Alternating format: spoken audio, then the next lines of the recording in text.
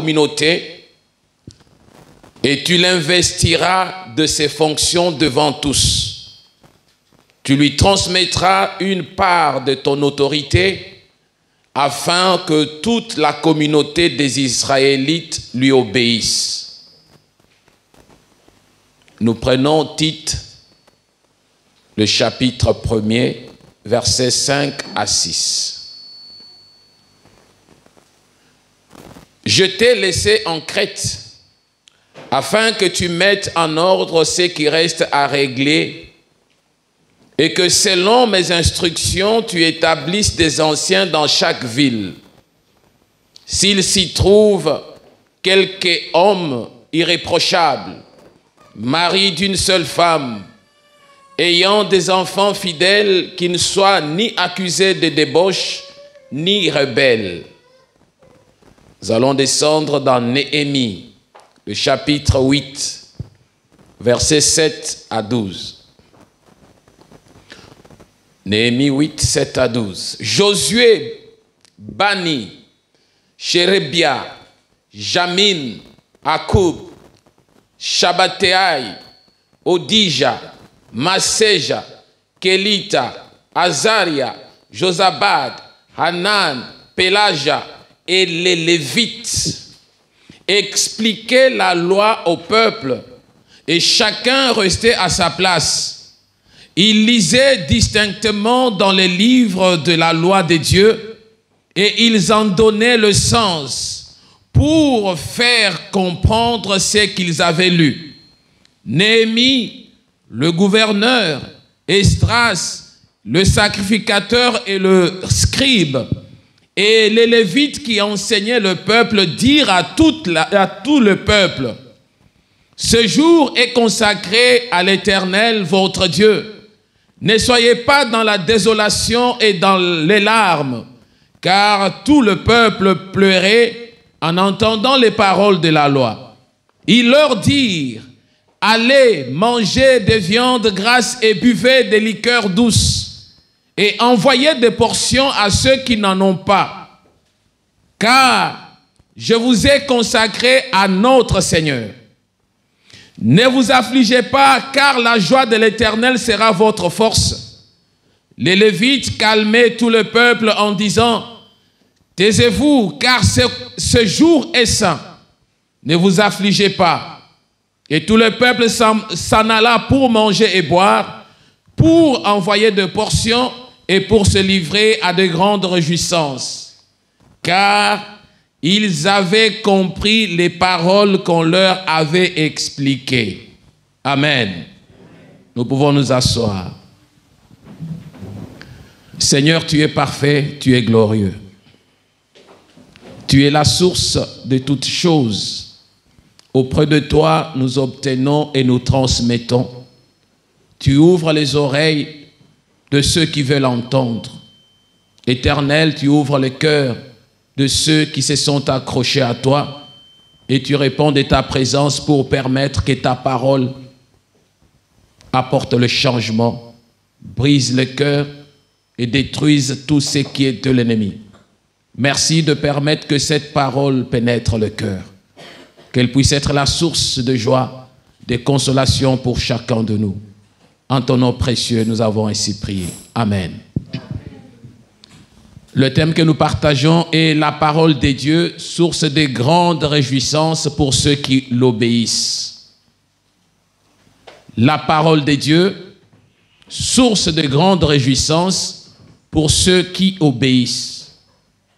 Dans ce thème, il y a 3 mots. Le premier, c'est la parole. Qu'est-ce qu'est la parole? Le deuxième, c'est la réjouissance qu'apporte la parole. Et le troisième, c'est l'obéissance. Lorsqu'on parle de la parole de Dieu, on est en train de regarder tout ce que le Seigneur a permis de transmettre par le canal ou par le canot de ses serviteurs. La parole de Dieu, c'est celle qui nous est inspirée et c'est celle qui nous est révélée. Elle nous est inspirée par ce que nous avons parlé autrefois, quand nous avons dit qu'il y a 3 façons ou 3 manières que le Seigneur est en train de communiquer sa pensée auprès de ses enfants.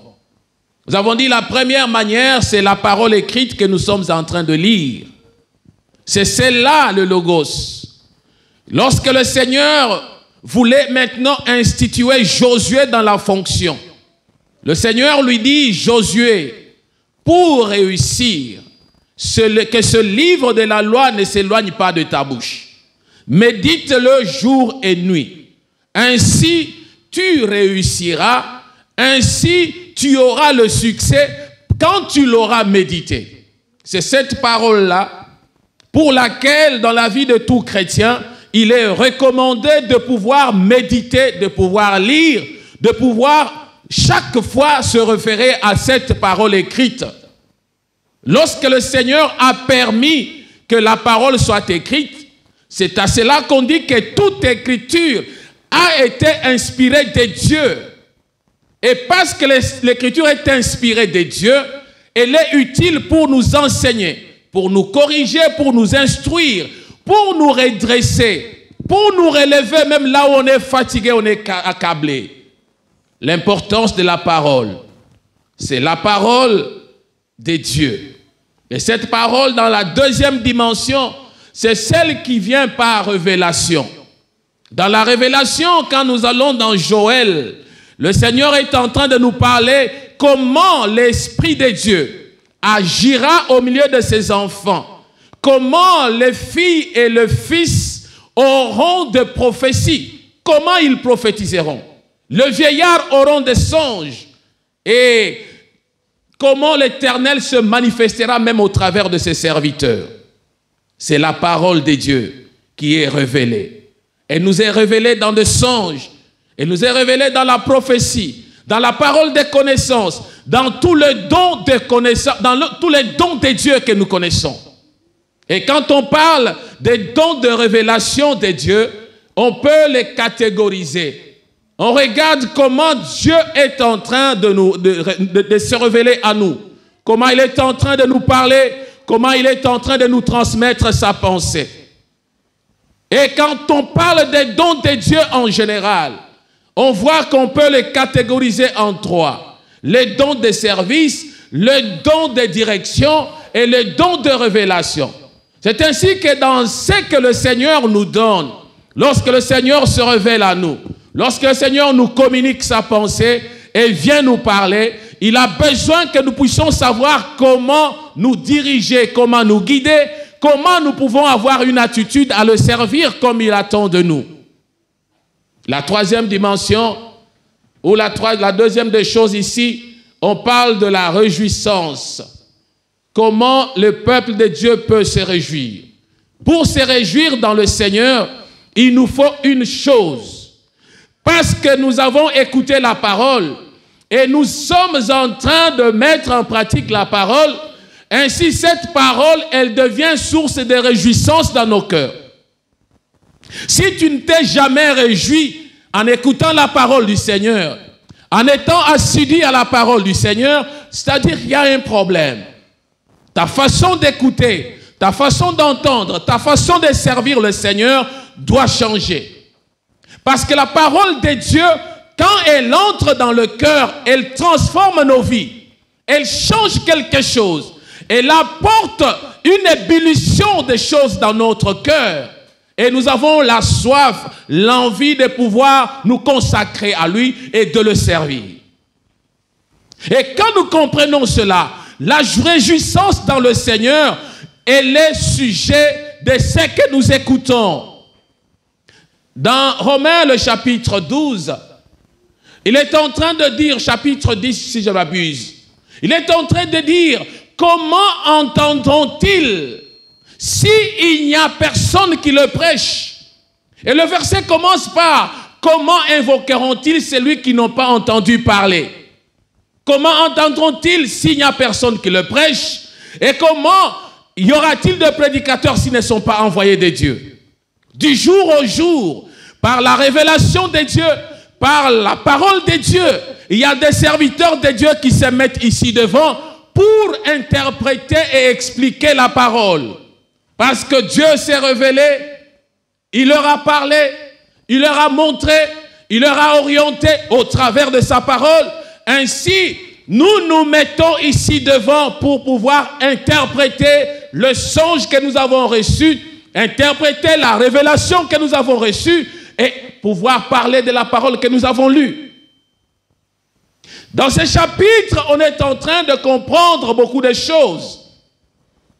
Le premier ou la première référence, elle est dans le Nombre, le chapitre 27 que nous avons lu. À un certain moment, il y a 2 dimanches passés, nous avons écouté l'ancien Placide parler de ce chapitre. C'est pourquoi j'ai dit, je reviendrai sur ce chapitre. La Bible nous dit, l'Éternel dit à Moïse, il n'a pas dit à une autre personne. Pourquoi l'Éternel a-t-il dit à Moïse? C'est parce qu'il voulait se révéler au travers de Moïse, lui donner les instructions sur ce que Moïse devait faire. Il n'est pas allé auprès du peuple d'Israël. Il n'est pas allé se révéler auprès des anciens ou de tout le monde qui était parmi le peuple d'Israël. Mais il s'est révélé au conducteur des enfants d'Israël pour lui accorder un message. Le message qu'il a donné était de pouvoir consacrer une personne, de pouvoir établir une personne qui était Josué. Il dit, prends Josué, fils de Nun, un homme en qui réside l'Esprit. Premier critère que l'Éternel a établi pour prendre Josué, un homme en qui réside l'Esprit. Dieu a besoin de cela. Il y a l'Esprit de l'homme, il y a l'Esprit de Dieu qui est en nous. Amen, amen. On dirait qu'on est en train de dormir. Amen. Amen. Je ne suis pas en train de prêcher, je suis en train d'enseigner. Et saisissez au moins la différence ou la nuance. Et qu'il dit, prends Josué. Quand tu prendras Josué, il y a un critère qui caractérise Josué. En lui, il y a l'Esprit de Dieu. Il y a l'Esprit qui réside là-bas. Quand tu vas le prendre, tu vas poser ta main sur lui. La consécration. Et après avoir posé la main sur lui, tu vas maintenant le présenter auprès d'Éléazar. Éléazar, c'est qui? C'est le fils du souverain sacrificateur. Et tu vas, d'Aaron, tu vas maintenant le présenter au devant d'Éléazar. Et quand on présente au devant d'Éléazar, ici nous comprenons que peut-être Aaron n'était plus encore là. Aaron était déjà parti. Éléazar était resté avec ses 2 frères. Parce qu'il y en a d'autres qui étaient déjà morts. Tu vas le présenter au devant de lui. Pourquoi tu le présentes au devant de lui? Et lui maintenant prendra Josué. Il va le présenter encore au devant de la communauté. Et quand il sera présenté au devant de la communauté, il dit, tu l'investiras de ses fonctions devant tous. Tu lui transmettras une part de ton autorité afin que toute la communauté des Israélites lui obéisse. L'obéissance revient là-bas. C'est-à-dire, quand on prend quelqu'un, quand l'Éternel permet de choisir quelqu'un, quand l'Éternel permet d'établir quelqu'un, c'est un problème, premièrement, qui ne concerne pas d'abord tout le monde. C'est d'abord entre le conducteur qui est là, qui est établi, et ce que Dieu lui a mis à cœur à l'égard des hommes qu'il doit établir. Et lorsqu'on établit ainsi, il y a des étapes que l'on doit suivre pour amener à la consécration et amener à l'ordination. Dieu ne s'intéresse pas dans ce verset, Dieu ne parle pas d'abord du peuple, mais il dit que lorsque Josué sera établi, alors tu le présentes au devant de la communauté. Et qu'est-ce que la communauté va faire? La communauté d'Israël va lui obéir. Pourquoi? Parce que tu as pris une partie de ton autorité, tu as investi dans Josué, et Josué aura la qualité de se présenter. Il sera officiellement reconnu au devant des enfants d'Israël. La deuxième lecture. Dans Tite, nous avons parlé de ce que l'apôtre Paul est en train de parler à Tite. Il dit à Tite, je t'ai laissé en Crète afin que tu mettes en ordre ce qui reste à régler. Et que selon mes instructions, tu établisses des anciens dans chaque ville. Si s'y trouve quelque homme irréprochable, mari d'une seule femme, ayant des enfants fidèles, qui ne soit ni accusé de débauche, ni rebelle. Paul était là, il était en Crète, il a fait son œuvre, il a installé, il a laissé Tite là-bas pour diriger l'église qui était à Crète. Et quand il est resté, l'apôtre est en train de partir. Et il lui donne maintenant les instructions. Il dit non, je suis en train de partir. Mais il y a des choses que moi je n'ai pas fait. Et ces choses-là, je te laisse l'ordre de le faire. Que tu restes, que tu puisses établir les anciens. Selon les instructions que je te donnais. Quelles sont les instructions? C'est ce que nous allons lire un peu en bas. Là où on parle que les hommes irréprochables, maris d'une seule femme, ayant des enfants fidèles, qui ne soient ni accusés, ni débauchés, ni infidèles au devant, ni rebelles au devant du Seigneur. Il lui a donné mandat. Il l'a instruit. Pourquoi? Parce que c'est Tite qui était là comme étant le pasteur de la paroisse ou de l'église. Regarde parmi les hommes qui sont là. Établis les anciens. Établis les pasteurs. Établis ceux qui doivent diriger l'église. Et regarde en fonction de ces critères que je te donne. Et alors, ces hommes-là seront installés pour pouvoir vaquer à leurs occupations. Instruction du Seigneur. Le Seigneur ne s'est pas adressé par le canal de Paul, il ne s'est pas adressé à la communauté tout entière, mais il s'est adressé à Tite pour pouvoir établir, pour pouvoir mettre en place, pour pouvoir mettre dans la communauté, dans l'église, les anciens qui devaient continuer à diriger. Et non seulement dans la ville où il était, mais dans toutes les villes qui étaient dans les alentours, il devait faire le même travail d'établissement des anciens.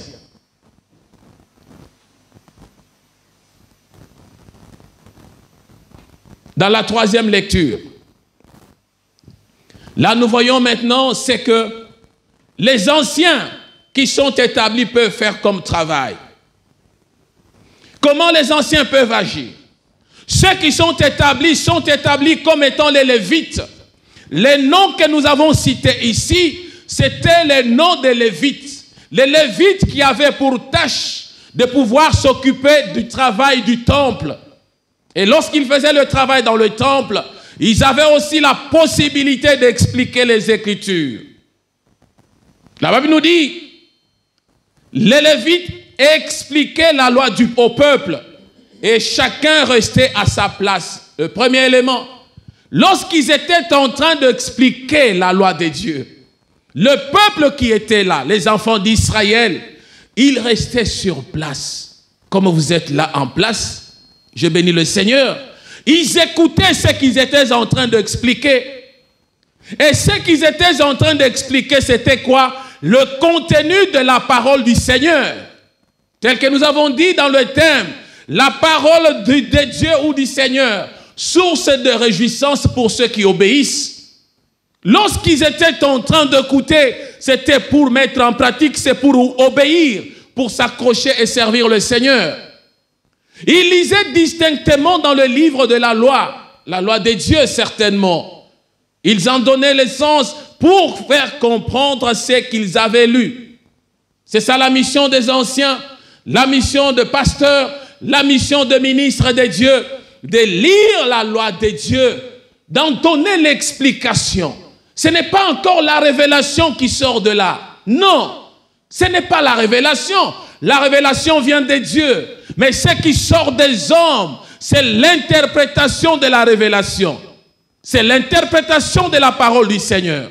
Et lorsqu'ils étaient en train de communiquer cette interprétation, lorsqu'ils étaient en train d'expliquer la parole de Dieu, le peuple était calme, le peuple écoutait et était en train de lire distinctement dans le livre de la loi. Ils étaient en train de donner les explications de ce qu'ils avaient lu. Et le peuple était content. à un certain moment, les paroles étaient si dures que le peuple a commencé à avoir de la frayeur.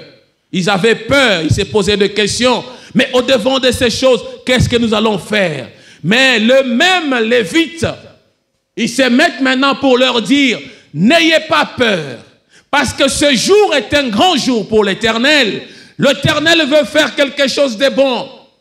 Ne vous affligez pas, ayez la joie. L'Éternel est votre force. Maintenez-vous dans la présence et écoutez seulement la parole du Seigneur. Vous verrez qu'il y aura la différence. Bien-aimé, il est très important, lorsqu'on vient dans la maison du Seigneur, non pas seulement venir s'asseoir pour chauffer les chaises, non pas seulement venir parce que nous avons froid, nous voulons nous chauffer à l'église, non pas seulement venir parce que nous voulons rencontrer telle ou telle autre personne, non pas venir parce que nous n'avons pas quelque chose à faire à la maison, nous allons passer notre temps à l'église. Non. Quand nous venons, ayons cette attitude des enfants d'Israël. Comme la Bible est en train de dire, ils étaient là, ils écoutaient la parole attentivement, assis, en écoutant les explications, l'interprétation de la parole. Aie du temps à écouter la parole, parce qu'elle est prêchée pour ta cause. Elle est prêchée pour que tu puisses arriver au changement. Elle est prêchée pour que tu puisses savoir comment la mettre en pratique, que tu obéisses, afin qu'elle puisse être une source de réjouissance pour ta vie. Ils ont expliqué, et le peuple dans la peur, mais ils leur ont donné l'instruction. Ne vous en faites pas, allez-y, cherchez à manger, cherchez à boire, buvez de la liqueur douce. Et cherchez maintenant à pouvoir partager. S'il y a quelqu'un qui n'a pas cela, cherchez à partager avec la personne qui n'a pas. L'attitude des enfants de Dieu dans l'assemblée de Dieu, c'est cela. Dans l'église primitive, la Bible nous dit dans Actes des Apôtres chapitre 2, quand on descend vers verset 34 jusqu'à 40, nous voyons l'attitude de l'église primitive. Ils étaient là. Ils pouvaient partager ce qu'ils avaient. Ils étaient dans la joie, telle que la Bible est en train de faire ici, de nous faire voir. Et cette situation commence au temps de Néhémie, dans l'ancienne alliance. Ainsi, dans la nouvelle alliance, dans Actes des Apôtres, nous voyons la même attitude. Ils se mettent ensemble, ils disent, non, nous sommes des frères, nous sommes des sœurs, nous pouvons que passer le temps ensemble, nous pouvons partager ce que nous avons en commun. Le partage de la communion fraternelle, le partage de ce temps avec le Seigneur, de se sentir frères et sœurs. On mange, on boit, on partage avec ceux qui n'ont pas. Et c'est cette attitude. Mais ce qui est beaucoup plus intéressant encore, la dernière partie du verset 12 nous dit, car ils avaient compris les paroles qu'on leur avait expliquées. Ils avaient compris les paroles qu'on leur avait expliquées. Parce qu'ils ont compris les paroles, alors ils se sont mis dans la réjouissance. Ils se sont livrés dans des grandes réjouissances. Ils ont compris que la parole de Dieu peut consoler là où on a de mal. Il y a un syllogisme que j'ai souvent utilisé. Dieu parle, l'homme écoute. Quand l'homme obéit, et Dieu agit. Donc lorsque Dieu parle, il parle comment? Comme je viens de l'expliquer, par les trois méthodes, la parole, la révélation ou l'interprétation de la parole, ou l'explication en d'autres termes. Lorsqu'il est en train de parler, l'homme est en train d'écouter. Comment entendront-ils ceux qui n'ont pas, comment invoqueront-ils celui en qui ils n'ont pas entendu parler? Comment entendront-ils parler s'il n'y a personne qui prêche? C'est-à-dire, quand Dieu est en train de parler, nous entendons. Quand nous entendons, nous obéissons. Nous comprenons ce que Dieu dit. Ils avaient compris la parole qu'on leur avait expliquée.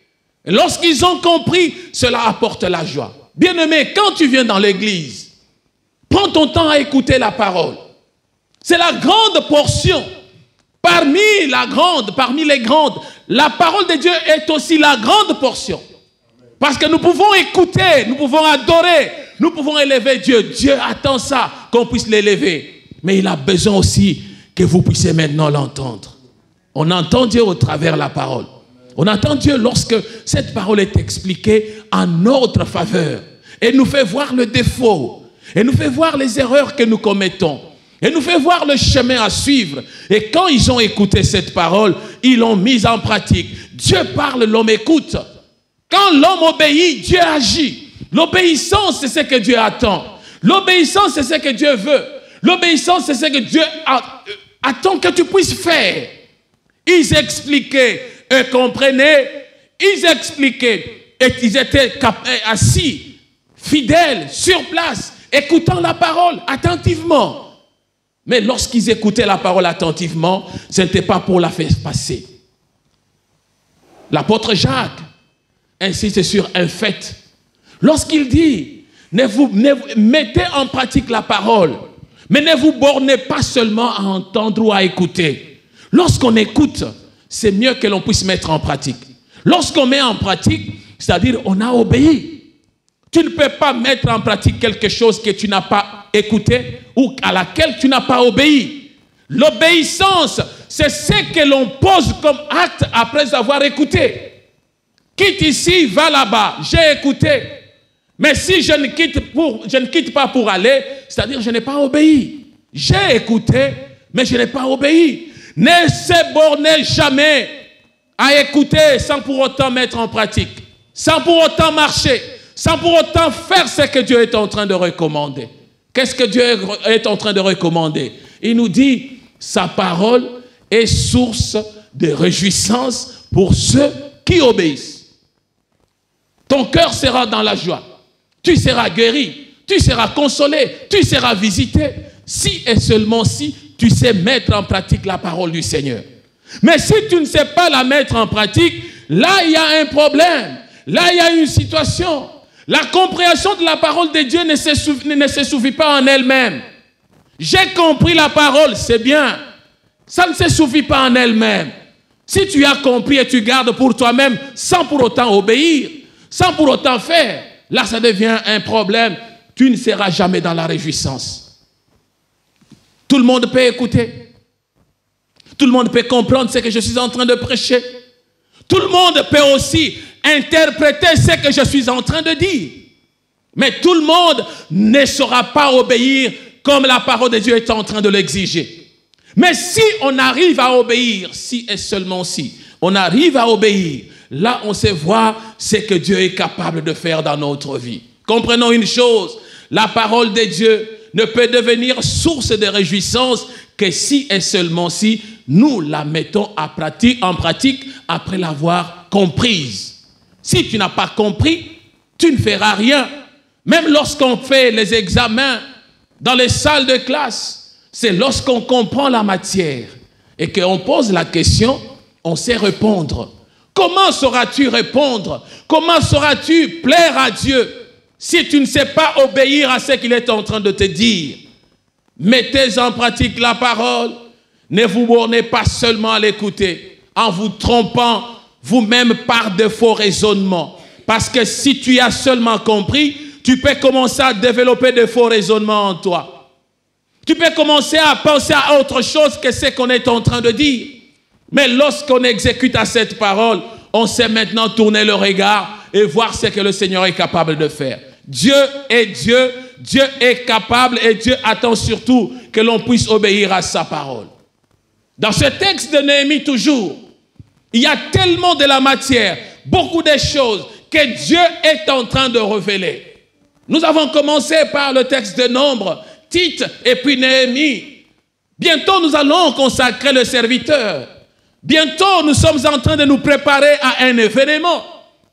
L'événement de la consécration et de l'ordination. Mais cet événement, c'est un événement qui doit être la réjouissance de toute l'Église. Mais ne vous mettez pas à pouvoir interpréter les choses à votre manière. Ne vous mettez pas à commencer à critiquer, à parler négativement de ceci ou de cela. Laissez la charge à qui Dieu a donné la charge. Acceptez de marcher selon la parole de Dieu, si réellement vous l'avez comprise. Ne cherchez pas à intoxiquer, à vous intoxiquer avec ce qui n'est pas dans la parole du Seigneur. Ne cherchez pas à vous éloigner, à vous égarer par le bobard, les ondits. Cela n'édifie pas pour l'amour du Seigneur. Mais bien-aimés, cela ne fait pas avancer l'œuvre du Seigneur. Dans tout ce que nous avons lu là, Dieu ne s'est pas référé pour dire non. Le peuple d'Israël, les enfants de Crète, choisissez-vous les serviteurs que l'on va établir. Non. Là où la Bible nous dit qu'on a demandé au peuple de se choisir, c'est lorsqu'il fallait choisir les diacres. Actes chapitre 6. À l'établissement des diacres, les apôtres se sont référés à l'assemblée. Il a dit, peuple de Dieu, parce que nous devons vaquer à autre chose. Mais tant à vous, choisissez-vous, regardez parmi vous. Ils ont donné aussi les critères. Regardez les gens qui craignent le Seigneur, qui ont l'Esprit de Dieu. Choisissez-les afin qu'ils puissent vaquer à cette occupation. Ça, c'est une dimension. Mais lorsqu'on arrive pour l'établissement des anciens, l'établissement des pasteurs, l'établissement des ministres, selon Ephésiens 4:11, nous regardons que là, ça devient différent. C'est un problème du visionnaire, ou je peux dire le problème du pasteur en charge, le problème du ministre en charge, lui avec son Dieu. Je poserai une question à ceux-là qui seront consacrés. Qui m'a donné de l'argent pour être consacré? Qui est celui qui est venu auprès de moi pour me dire que je veux être consacré? Parmi ceux qui sont consacrés, il y a le bien-aimé Clément, avec qui nous sommes restés pendant 17 ans.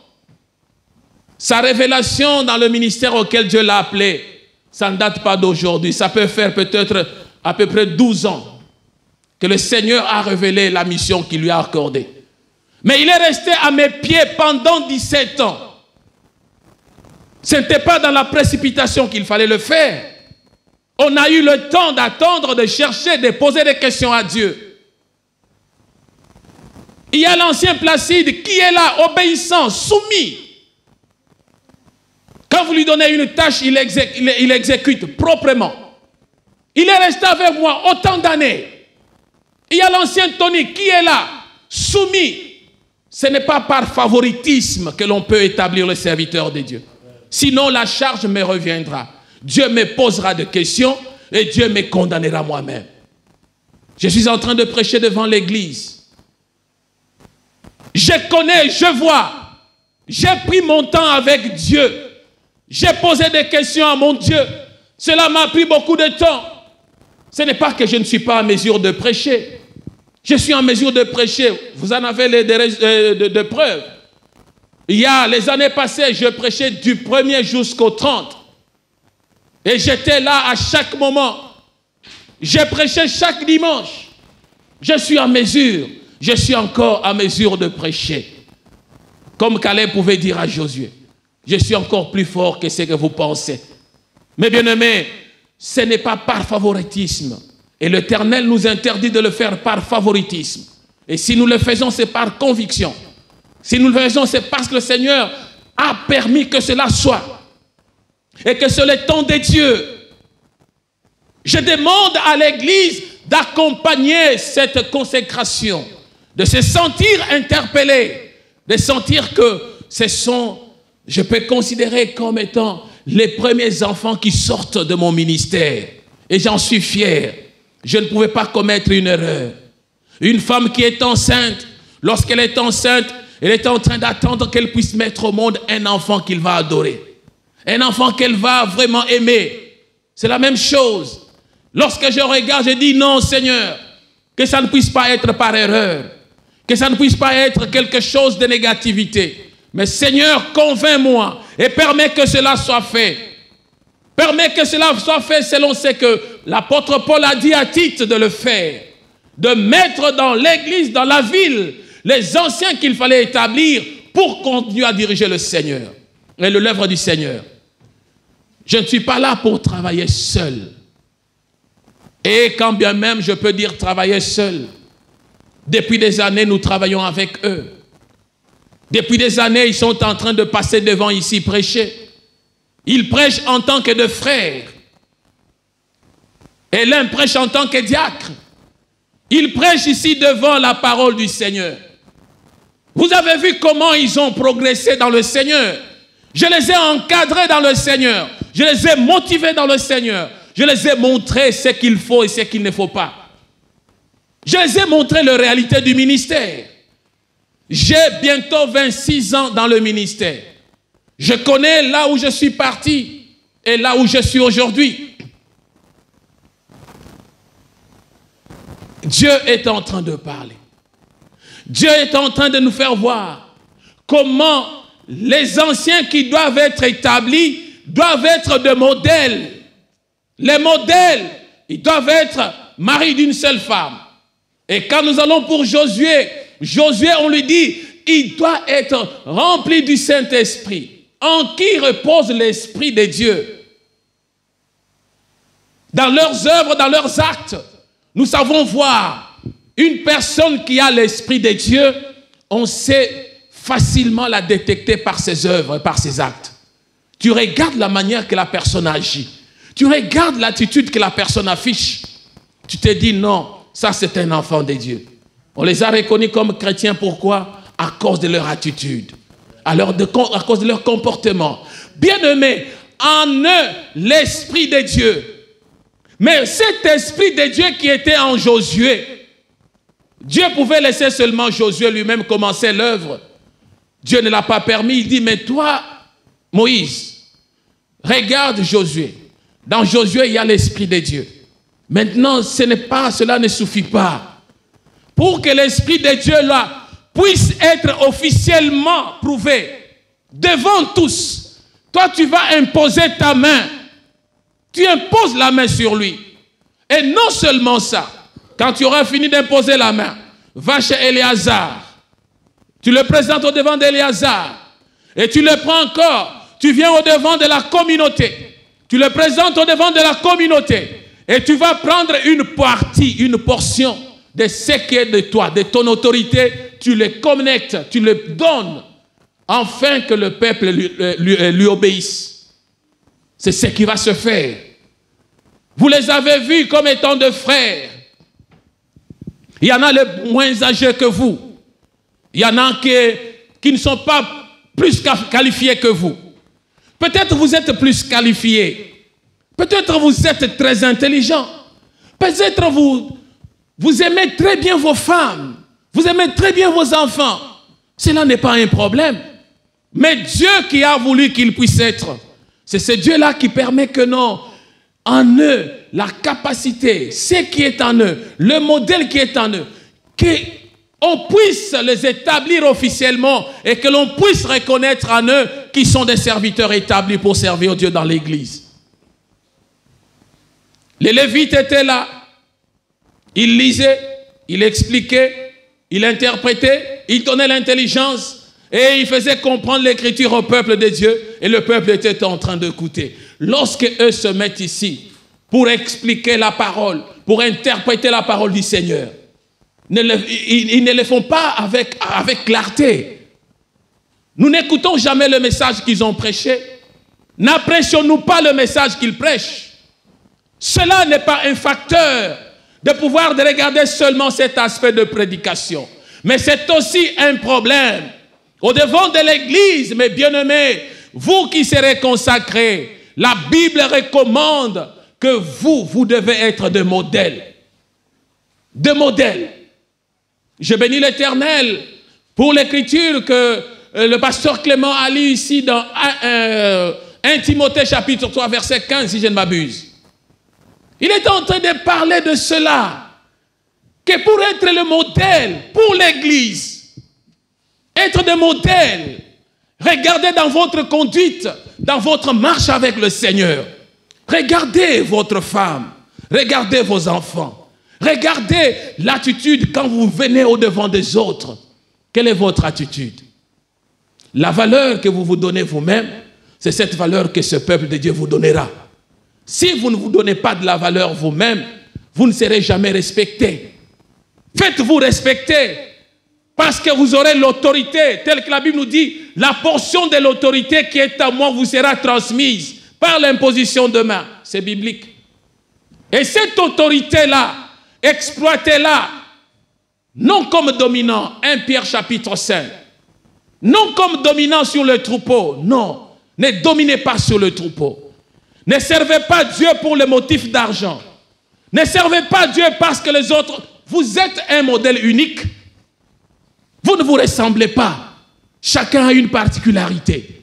Vous n'avez pas de même lien du sang, non, mais vous avez seulement un même lien spirituel. Et le Dieu qui a déversé en vous, il est celui qui a déversé une grâce telle qu'il dit la mesure des grâces en chacun de vous. Mais c'est le même Dieu qui l'a déversé. Mais si vous ne savez pas exploiter cela, là, ça sera votre problème.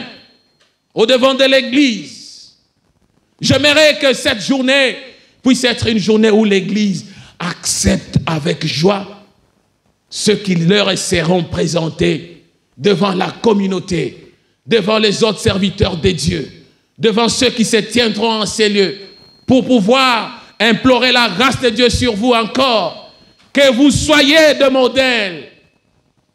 Soyez de modèles. Ne faites pas ma honte, mais faites la fierté de l'Église. Faites la fierté de ce peuple de Dieu qui est là. Vous vous retrouvez dans le deuil. Vous vous retrouvez dans un milieu donné. Votre comportement détermine votre personnalité. Mais la Bible nous dit, vous devez être de modèle. Nous avons pris des enseignements avec vous. Et vous avez compris ce que nous avons exploité, ce que nous avons parlé. Comme conseil, je vais parler à l'Église. Là, j'ai voulu parler toujours dans la parole de Dieu est source de joie ou de réjouissance pour ceux qui obéissent. Si vous, serviteurs de Dieu, vous allez obéir à la parole de Dieu, elle sera la source de joie pour votre vie. Si l'Église de Dieu, vous obéissez à la parole de Dieu, telle qu'elle est expliquée, elle sera une source de joie pour vous. Mais je vais vous donner un conseil. Tel que vous êtes, peuple de Dieu, évitez de vous adresser aux serviteurs de Dieu lorsque vous êtes en colère. Ça ne sera pas bénéfique pour vous. Si vous êtes énervé, ne vous approchez pas d'un serviteur de Dieu. Trouvez un moment où vous êtes dans le calme pour lui parler. Vous allez vous dire, ah, Koyoka, je vais lui dire, je vais lui parler, il va sentir comment je suis. C'est une erreur, une grosse erreur. Une erreur, une grosse erreur. Votre pasteur, votre ancien n'est pas votre ami. Il est serviteur de Dieu. Il est loin d'une onction particulière pour servir devant les autres. Il est celui qui porte vos fardeaux lorsque vous dormez. Il est celui qui prie pour vous en silence. Lorsqu'il n'y a rien, vous pensez qu'il n'y a rien. Mais il y a quelqu'un qui à chaque moment se réveille le matin, le soir. Il entre dans le jeûne, il vient pleurer, il vient se coucher ici dans l'église pour dire, Seigneur, souviens-toi de telle personne. Mais lorsque cette personne-là, elle entend quelque chose qui peut être une fausseté à l'égard du pasteur. Ah non, le pasteur a dit ceci. Directement, tu te mets en colère. Je vais aller le voir. Et tu vas aller voir le pasteur. Je vais lui parler. Je vais lui dire ce qui est dans mon cœur. Ce n'est pas une bonne chose. Souvenez-vous de Hébreux 13. Qu'est-ce que la parole de Dieu nous dit? 16, 17. Elle est en train de nous dire qu'ils sont là. Vos âmes. Ce sont eux que Dieu demandera vos âmes en compte. Au travers des serviteurs de Dieu. Deux. Pourquoi il ne demande pas seulement à vous-même? Hébreux 13. Trouvons le verset. Dieu va demander, non pas seulement à toi, peut-être qui s'est méconduit, mais Dieu va demander à ses serviteurs. Qui a trouvé le verset?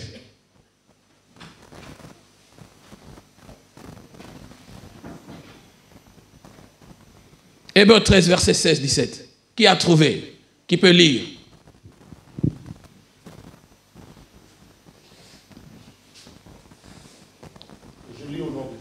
Amen, homme de Dieu.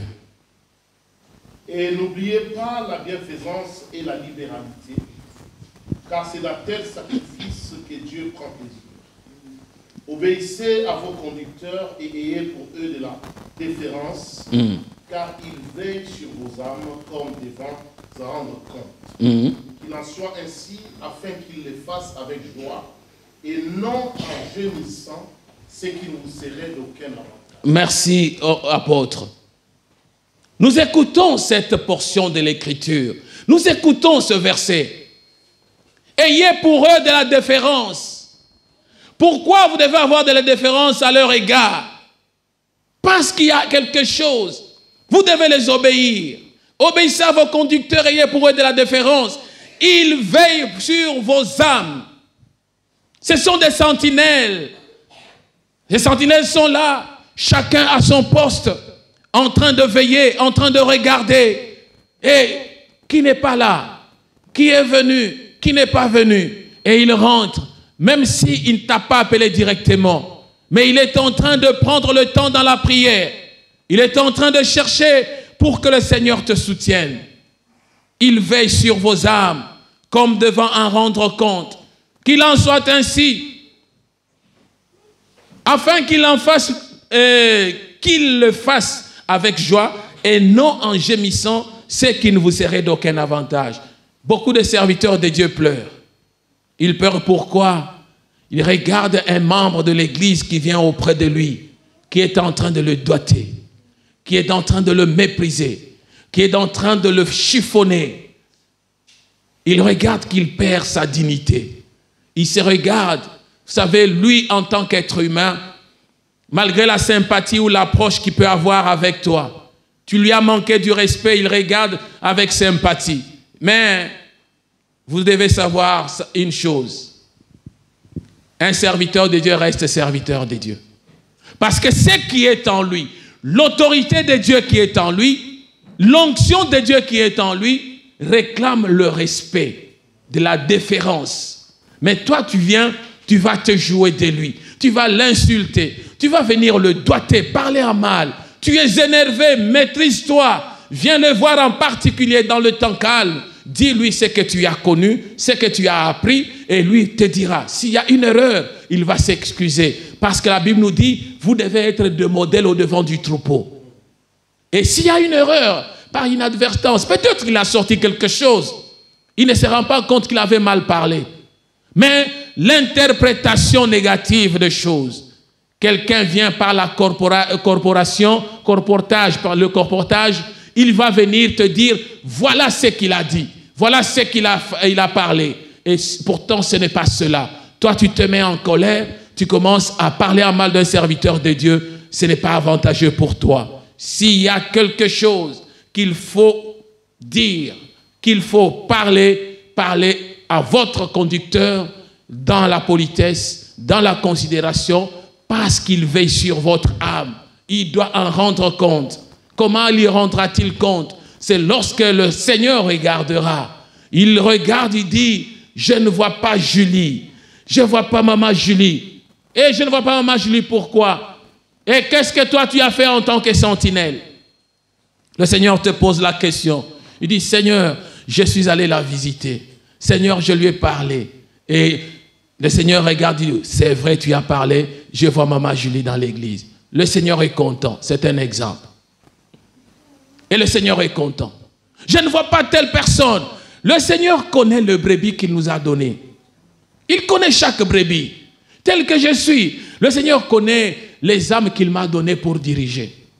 Et ces âmes-là, je veille sur ces âmes. Je prends mon téléphone, j'appelle. Si j'ai le temps, j'arrange une visite, je viens voir la personne. Mais si la personne persiste dans sa position, là même quand le Seigneur me posera la question, je lave mes mains. La charge n'est pas sur moi. C'est la charge de la personne. C'est ça le rôle de la sentinelle d'Ézéchiel 33, si je ne m'abuse. Qui nous parle que je t'ai établi comme une sentinelle. Et tu dois, si je te dis de faire quelque chose ou de dire quelque chose à quelqu'un et que tu ne l'as pas fait, là je vais te demander son sang. Si la personne arrivait à mourir. Mais si tu le fais, tu n'y es pour rien. Peut-être au-devant de mépris, le pasteur est gêné. Il est tellement gêné de ce que tu lui as dit. L'ancien est tellement gêné parce que tu l'as méprisé. Mais son cœur est en train de bouillonner. Il se dit, Seigneur, il te regarde, peut-être qu'il n'a pas le courage de te le dire. Il est très gentil avec toi. Mais il n'a pas le courage de te dire que tu l'as blessé. Mais lorsqu'il le regarde, il regarde, non, mais au-dedans de lui, il est en train de souffrir. Quand il est en train de souffrir, l'onction de Dieu n'est pas content. Dieu regarde la personne qui a mal fait à son égard. Souvenez-vous, j'ai commencé par dire, le serviteur doit être modèle. S'il n'est pas modèle et quelque chose arrive, là on peut regarder dans une autre dimension. Mais on doit savoir comment l'approcher. Parce que ce que Dieu a permis qu'il soit transmis sur lui, c'est la grâce de Dieu, c'est l'onction de Dieu. S'il lui a dérangé ou il a étouffé l'onction de Dieu dans sa personne, il commence à se méconduire. Il commence à avoir des attitudes qui ne sont pas appropriées. Ce n'est pas à toi de le condamner. C'est Dieu qui va le condamner. C'est Dieu qui va le juger. Dieu lui dira, je t'avais établi pour veiller sur les âmes. Maintenant, ton comportement n'est pas digne. Tu es dans l'adultère, tu es dans la débauche, tu es dans ceci. Et c'est Dieu qui va le réprimander. C'est pourquoi la Bible dit dans Psaume 105, ne touchez pas à mes oins. S'il est déjà oint de Dieu, laissez Dieu s'en charger. Priez seulement Dieu, Seigneur, j'abandonne ton serviteur entre tes mains, c'est toi qui connais sa cause. Tu connais la situation. Le jour qu'il va se repentir avec le Seigneur, toi tu ne seras pas là. Le jour que le Seigneur le pardonnera, toi tu ne seras pas là. Mais en tant que serviteur, notre attitude doit être une attitude de pouvoir marcher et d'être modèle au-devant du Seigneur, au-devant des enfants de Dieu. Ne gardez pas de rancune à l'égard des serviteurs de Dieu. Tu deviens rancunier. Non, je ne lui parlerai pas. Non, même si tu le vois, je ne le saluerai pas. Ne gardez pas de rancune. Ne gardez pas, peuple de Dieu. S'il y a à dire, approchez-le. S'il y a quelque chose, venez, cherchez-le. Si vous avez un indifférent, cherchez-le, approchez-le. Le Seigneur a besoin que cette attitude puisse être réelle. C'est ce que nous avons lu dans Hébreux 13, 17. Un pasteur n'est pas n'importe qui. Un ancien n'est pas n'importe qui. C'est une personne connue de Dieu. Et cette personne est scellée au-devant de Dieu. Et cette personne, Dieu sait comment il est en train de la conduire. Ce n'est pas n'importe qui. Il vous encadre. Il se bat pour votre bonheur. Il prie pour vous. Il intervient dans les situations que vous pouvez avoir. Mais ne retournez pas le mal. Veillez sur ce qu'il est en train de faire. Jour et nuit, il est en train de chercher comment préserver votre foi. Comment chercher la prédication qui peut vous relever dans la foi. Comment vous pouvez contempler la gloire du Seigneur. Comment vous pouvez vous approcher de plus en plus au devant de Dieu. Il jeûne, il prie, il prépare de prédications. Tout ça, il prépare pour vous. Si la prédication était préparée pour moi-même, j'allais seulement lire ma Bible, méditer, écrire ce que je peux écrire, je garde pour moi-même. Mais parce qu'elle est préparée pour vous, c'est alors que le Seigneur permet que je me tienne au-devant de vous, que je vous communique ce message. La parole de Dieu, source de grande réjouissance. Et les sources de grande réjouissance, lorsque vous verrez que parmi vous, il y en a qui sont élevés, que parmi vous, il y en a qui sont choisis, qui sont établis par le Seigneur. Ce n'est pas un sujet d'orgueil, mais c'est un sujet de charge. Parce que c'est une charge. Le ministère est une charge, mes bien-aimés. Il y a beaucoup de charges, beaucoup de réalités. À un certain moment, tu veux faire quelque chose, tu te regardes, tu dis, mais si j'abandonne ce que Dieu m'a donné, si j'abandonne ceci, qu'adviendra-t-il? Regardez-vous, référez-vous toujours à cela. Regardez ce que Dieu a placé en vous. Conduisez-vous comme étant des instruments dignes au devant du Seigneur. Et l'Église vous accompagnera. L'Église de Dieu, accompagnez les serviteurs de Dieu. Regardez-le, approchez-le. Veillez afin que vous puissiez les aider à marcher toujours dans la crainte de la présence du Seigneur. Essayez, mes bien-aimés, de changer votre perception des choses. Essayez de regarder que la parole de Dieu qui est annoncée à ces trois dimensions, cette parole-là, Dieu peut permettre qu'elle soit interprétée pour m'édifier, pour me corriger, pour m'instruire. Elle est là parce qu'elle va m'orienter dans ce que Dieu veut. C'est ainsi, quand tu comprends ces choses, ma soeur et mon frère, tu comprendras qu'il y a quelque chose de Dieu, que Dieu est en train de préparer au-dedans de toi. Tu verras qu'il y aura la réjouissance. Ne marche pas avec de rancune à l'égard de serviteurs de Dieu.